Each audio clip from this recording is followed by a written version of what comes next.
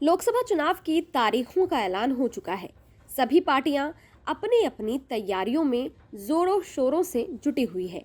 NDA ने भी इस बार 400 पार का नारा दे दिया है। जिस तरह से बिहार में चिराग को 5 सीट और चाचा पशुपति पारस को खाली हाथ रख बीजेपी जीत का अपना गणित साध रही है, राजनीति के जानकारों की माने तो ठीक उसी तरह महाराष्ट्र में भी बीजेपी उद्धव ठाकरे का काट ढूंढ रही है। महाराष्ट्र में इस बार लोकसभा चुनाव काफी दिलचस्प होने वाला है। अजीत पवार की एनसीपी और एकनाथ शिंदे की शिवसेना को साथ लेने के बावजूद बीजेपी की नजर राज ठाकरे की महाराष्ट्र नवनिर्माण सेना मनसे पर भी है।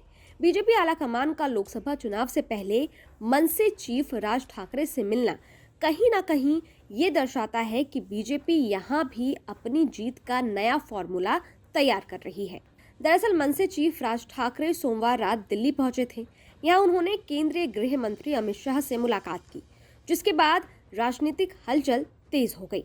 राज ठाकरे की शाह से मुलाकात के बाद चर्चाओं ने जोर पकड़ लिया और ये बात सामने आने लगी कि उनकी पार्टी एनडीए में शामिल हो सकती है और बीजेपी के साथ लोकसभा में चुनावी बिगुल फूंक सकती है। मनसे चीफ ने दिल्ली पहुंचने पर बयान भी दिया। उन्होंने कहा कि दिल्ली आने के लिए उन्हें कहा गया था, इसलिए वो आए हैं। अब देखते हैं कि आगे क्या होगा। आपको बता दें कि मनसे इस वक्त राजनीतिक गुमनामी में जी रही है। राज्य में पार्टी का सिर्फ एक विधायक है। संगठन भी उतना ताकतवर नजर नहीं आता। मनसे के वरिष्ठ नेता बालानंद गावंकर ने मुंबई में कहा कि दोनों नेताओं के बीच लोकसभा चुनाव पर बातचीत सकारात्मक रही है और मामले में अधिक जानकारी 1 या 2 दिन में दे दी जाएगी। सूत्रों का कहना है कि मनसे महाराष्ट्र में लोकसभा की 3 सीटें चाह रही हैं, दक्षिण मुंबई, शिरडी और नासिक। वहीं इस पूरे मामले पर उद्धव ठाकरे ने आरोप लगाते हुए कहा है कि बीजेपी ने बाल ठाकरे की विरासत को हथियाने की कोशिश की है। पहले उन्होंने बाल ठाकरे की तस्वीर चुराई, लेकिन इससे कोई फर्क नहीं पड़ता। आज वो एक और ठाकरे को चुराने की कोशिश कर रहे हैं। इसे ले लो, मैं और मेरे लोग काफी हैं। आपको बता दें कि राज ठाकरे ने उद्धव ठाकरे के साथ अपने मतभेदों के कारण शिवसेना से नाता तोड़ लिया था और 2006 में एमएनएस की स्थापना की थी। हालांकि उनकी एमएनएस ज्यादा प्रभाव नहीं डाल सकी। हाँ, वो बात अलग है कि राज ठाकरे को एक शक्तिशाली वक्ता के रूप में जरूर देखा जाता है। अब सवाल ये है कि मनसे को साथ लाने की बीजेपी की वजह क्या है? बीजेपी मनसे से नजदीकी क्यों बढ़ा रही है? राजनीति के जानकार बताते हैं कि पिछली बार के लोकसभा चुनाव में बीजेपी ने शिवसेना के साथ चुनाव लड़ा था और राज्य की 48 लोकसभा सीटों में से 41 पर जीत हासिल की थी। कुछ महीनों बाद महाराष्ट्र विधानसभा चुनाव में भी बीजेपी और शिवसेना जीते, लेकिन सत्ता हासिल करने के कुछ ही समय बाद दोनों दलों में मतभेद खुलकर सामने आए और उद्धव ठाकरे ने बीजेपी से गठबंधन तोड़कर कांग्रेस और एनसीपी से हाथ मिला लिया था।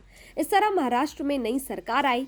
राजनीति के जानकारों की माने तो बीजेपी जानती है कि उद्धव ठाकरे की पार्टी अगर महाराष्ट्र में सीटें जीतती है तो ये उद्धव के लिए बूस्ट का काम करेगी, जो बीजेपी के लिए नुकसानदायक साबित हो सकती है। इसलिए चुनाव में उद्धव को काउंटर करने के लिए बीजेपी को राज ठाकरे की जरूरत है। इसके अलावा राज ठाकरे पीएम नरेंद्र मोदी के प्रशंसक रहे हैं। राज ठाकरे कई मौकों पर बीजेपी और पीएम मोदी की तारीफ करते रहे हैं। बीजेपी और राज ठाकरे समान विचारधारा वाले दल हैं, ऐसे में उनका साथ आना आश्चर्य की बात तो नहीं है। बीजेपी को लगता है कि शिवसेना के प्रति मजबूत आस्था रखने वाले कोर मराठा वोटर अभी भी उद्धव को समर्थन करते हैं। शिंदे के पाला बदलने के बावजूद उद्धव उतने कमजोर नहीं हुए हैं। ऐसे में अगर राज ठाकरे जैसा चेहरा एनडीए में मिल जाता है तो महाराष्ट्र में बीजेपी अपना गणित साध सकती है। हालांकि अजीत और शिंदे दोनों बीजेपी के साथ गठबंधन में हैं, बावजूद इसके बीजेपी राज ठाकरे को भी साथ लाना चाह रही है। इससे पता लगता है कि उद्धव के चुनाव में काट के लिए राज ठाकरे जरूरी हथियार हो सकते हैं। खैर, आपको क्या लगता है? कमेंट बॉक्स में जरूर बताइएगा। देखते रहिए न्यूज़ नेशन डिजिटल। शुक्रिया।